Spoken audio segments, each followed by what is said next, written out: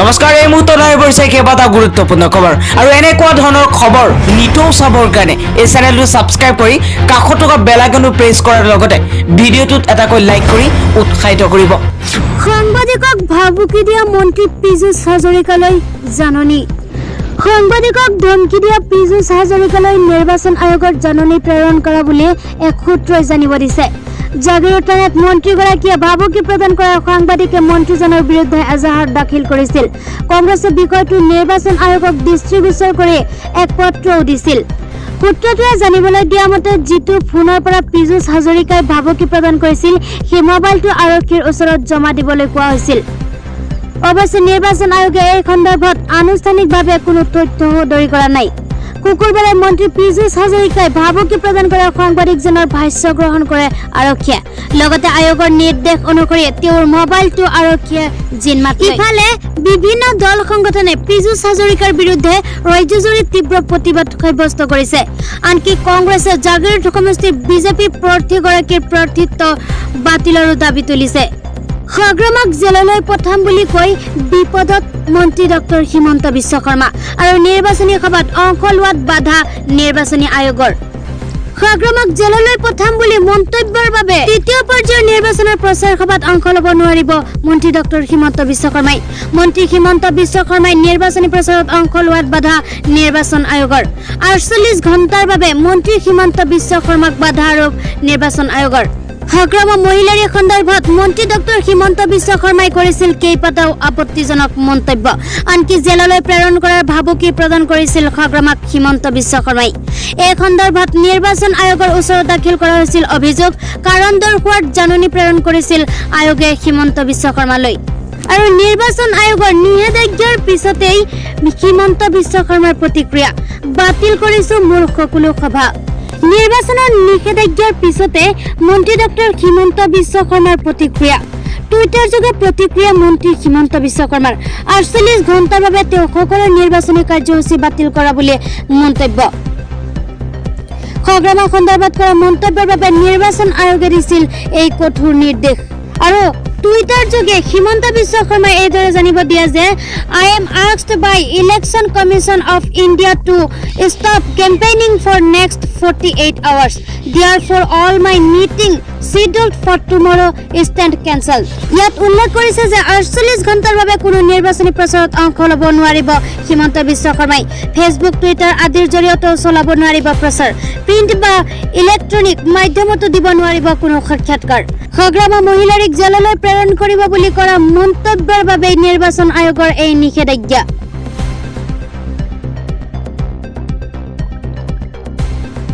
3 এপ্ৰিলত অৰ্থাৎ আজি পুনৰ প্ৰচাৰত নামিব লুৰিণজ্যোতি গগৈ। 3 এপ্ৰিল শনিবাৰে অসম জাতীয় পৰিষদৰ সভাপতি শ্ৰীযুত লুৰিণজ্যোতি গগৈয়ে গুৱাহাটী মহানগৰীত এলানি নিৰ্বাচনী প্ৰচাৰ কাৰ্যসূচীত ভাগ ল'ব। কাৰ্যসূচীসমূহ এনেধৰণৰ হ'ব। পুৱা 10 বজাত নুনমাটি বাছ স্থানৰ পৰা পদযাত্ৰা, দিনৰ 11 বজাত চন্দমাৰী ফিল্ডৰ পৰা কাৰ ৰেলী আৰু আজি দিনৰ 12 বজাত গাড়ীগাঁৱত নিৰ্বাচনী সভা। উক্ত কাৰ্যসূচীসমূহত অসম জাতীয় পৰিষদৰ সাধাৰণ সম্পাদক শ্ৰী জগদীশ বুঢ়াসহ শীৰ্ষ নেতাসকলৰ লগতে দলৰ পূব গুৱাহাটী সমষ্টিৰ প্ৰাৰ্থী শ্ৰী অদীপ ফুকন, দিছপুৰ সমষ্টিৰ প্ৰাৰ্থী প্ৰিন্স ফাইজুল হক আৰু পশ্চিম গুৱাহাটী সমষ্টিৰ প্ৰাৰ্থী ৰুণা লাইলাইও অংশগ্ৰহণ কৰিব। কোনো কথা নাই, মাস্ক নিপিন্ধিলে পোনে পোনে যাব লাগিব জেইললৈ। কৰোনা কেন্দ্ৰিক পৰিস্থিতিৰ ওপৰত লক্ষ্য ৰাখি যিসকলে মাস্ক পৰিধান কৰা নাই তেওঁলোকক পোনে পোনে কাৰাগাৰত ভৰোৱাৰ ব্যৱস্থা কৰিছে প্ৰশাসনে। ইয়াৰ বাবে নিৰ্মাণ কৰা হৈছে অস্থায়ী কাৰাগাৰ। সাৰ্বজনিক স্থানত বিনা মাস্কত ঘূৰি ফুৰা লোকক কাৰাগাৰত সুমুৱাই দিয়া ব্যৱস্থা গ্ৰহণ কৰিছে ইন্দোৰত। বৰ্ধিত কৰোনা সংক্ৰমণৰ প্ৰতি লক্ষ্য ৰাখি ইন্দোৰ প্ৰশাসনে এই কঠোৰ ব্যৱস্থা গ্ৰহণ কৰিছে। ইন্দোৰ কাৰাগাৰ কৰ্তৃপক্ষই ইতিমধ্যে অস্থায়ী কেইবাটাও কাৰাগাৰ নিৰ্মাণ কৰিছে। বৰ্তমানলৈকে কেইবাগৰাকীও লোকক ইন্দোৰ প্ৰশাসনে গ্ৰেপ্তাৰ কৰি ভৰাইছে কাৰাগাৰত। তামুলপুৰ সমষ্টিৰ BPFৰ প্ৰাৰ্থী বিজেপিত যোগদান সন্দৰ্ভত কি ক'লে সংগ্ৰাম মহিলাৰীয়ে। ৰাজ্যজুৰি তৃতীয় পৰ্যায়ৰ ভোটদান পৰ্বৰ প্ৰাক মুহূৰ্তত তামুলপুৰ বিধানসভা সমষ্টিৰ BPF দলৰ প্ৰাৰ্থী ৰঞ্জক হুঙুৰ বসুমতাৰী নিশাৰ ভিতৰতে ৰসকজনকভাৱে বিজেপি দলত যোগদান কৰে আৰু বিজেপি দলক যোগদান কৰাৰ পিছতে সৃষ্টি হোৱা অনাকাংক্ষিত পৰিস্থিতি সন্দৰ্ভত দলৰ সভাপতি খাগ্ৰামা মহিলাৰীয়ে বৃহস্পতিবাৰে চিদলি বিধানসভা সমষ্টিত আহি প্ৰতিক্ৰিয়া ব্যক্ত কৰে। তেওঁ কয়, তামুলপুৰ বিধানসভা সমষ্টিৰ BPFৰ প্ৰাৰ্থী ৰঞ্জক হুঙুৰ বসুমতাৰী কৰবাত গৈ গায়ব হৈ আছে সেইটো আমি জানো। আমি কিন্তু নাঙলৰ ছবিতে নিৰ্বাচন খেলিম, তাত প্ৰাৰ্থী থাকক নেথাকক সেইটো পিছৰ কথা। ৰঞ্জক হুঙুৰ বসুমতাৰী কিয় এনেদৰে অইন দলত যোগদান কৰিছে সেই সন্দৰ্ভত তেখেতে নেজানে, কিন্তু নিৰ্বাচন নাঙলৰ ছবিতে খেলিম। এই পৰিস্থিতিত বিকল্প কোনো চিন্তা আমি কৰা নাই। মুঠৰ ওপৰত নাঙলৰ ছবিতে আমি নিৰ্বাচন খেলিম। এই সমগ্ৰ ঘটনাৰ আঁৰত মন্ত্ৰী ডক্টৰ হিমন্ত বিশ্ব শৰ্মাৰ হাত থাকিব পাৰে নেকি বুলি সাংবাদিকসকলে কৰা প্ৰশ্নৰ উত্তৰত খাগ্ৰামা মহিলাৰীয়ে কয় যে এইটো পিছৰ কথা আৰু কৰিলেও আমাৰ একো কৰিব নোৱাৰে বুলি মন্তব্য কৰে খাগ্ৰামা মহিলাৰীয়ে। বৃহস্পতিবাৰে ৩১ নং চিদলি বিধানসভা সমষ্টিৰ BPF দলৰ প্ৰাৰ্থী চন্দন ব্ৰক্ষৰ হৈ আমটেকৰ এখন নিৰ্বাচনী প্ৰচাৰ সভাত অংশগ্ৰহণ কৰি সাংবাদিকৰ সৈতে হোৱা বাৰ্তালাপত খাগ্ৰামা মহিলাৰীয়ে এই কথা জানিবলৈ দিয়ে। বিকৃত ৰূপত উপস্থাপন কৰা হৈছিল আইনী বৰুৱাৰ মন্তব্য। নিৰ্বাচনী সভাত কা নমনা লোকক অসমৰ পৰা খেদি পঠিওৱাৰ কথা কোৱা নাছিল অভিনেত্ৰীগৰাকীয়ে। কি কৈছিল আইনীয়ে? শেহতীয়াকৈ অভিনেত্ৰী আইমী বৰুৱা ছচিয়েল মিডিয়াত ব্যাপকভাৱে চৰ্চিত হৈ আছে। যোৱা ২৫ মাৰ্চত আইমীয়ে ৰাজহুৱা সভাত কৰা এক মন্তব্যক লৈ ব্যাপক চৰ্চা চলিছিল সৰ্বত্ৰ। স্বামী তথা জাগিৰোডৰ বিজেপি প্ৰাৰ্থী পীযুষ হাজৰিকাৰ হৈ নিৰ্বাচনী প্ৰচাৰ সভাত অংশ লৈ অভিনেত্ৰী আইমীয়ে কাৰ সন্দৰ্ভত বিশেষ মন্তব্য কৰিছিল। এটা ভিডিঅ' প্ৰচাৰ কৰি একাংশই দাবী কৰিছিল যে আইমী বৰুৱাই ভাষণত কা নমনা লোকসকলক অসম তথা ভাৰতৰ পৰা খেদি পঠিওৱা হ'ব বুলি কৈছে। ইয়াৰ পিছতে ব্যাপকভাৱে ট্ৰল হয় অভিনেত্ৰীগৰাকীৰ। কিন্তু সঁচাকৈয়ে আইমীয়ে কৰিছিল নে এনে মন্তব্য?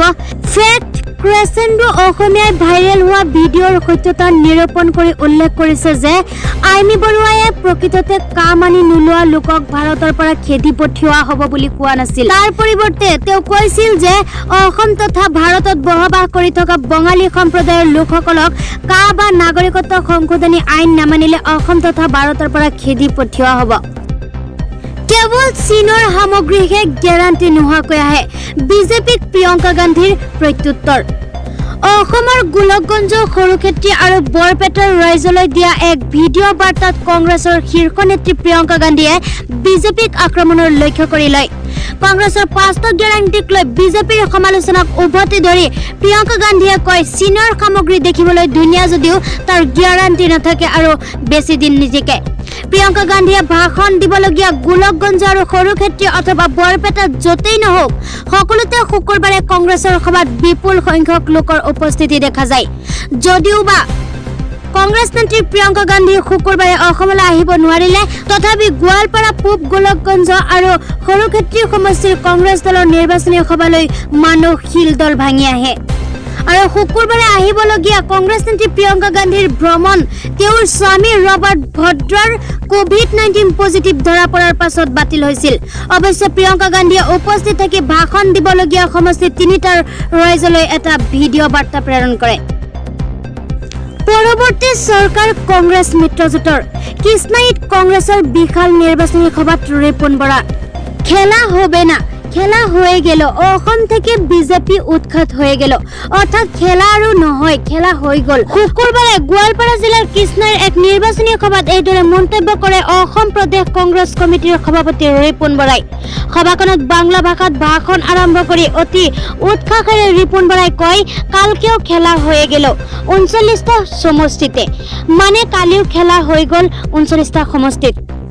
প্ৰথম পৰ্যায়ৰ নিৰ্বাচনত অনুষ্ঠিত হোৱা ৪৭টা সমষ্টি আৰু বৃহস্পতিবাৰে দ্বিতীয় পৰ্যায়ত ভোট গ্ৰহণ অনুষ্ঠিত হোৱা 39টা সমষ্টিৰ আটাইকেইখনতে কংগ্ৰেছ নেতৃত্বাধীন মিত্ৰজোঁটে জয়লাভ কৰাৰ দাবী কৰে ৰিপুণ বৰাই।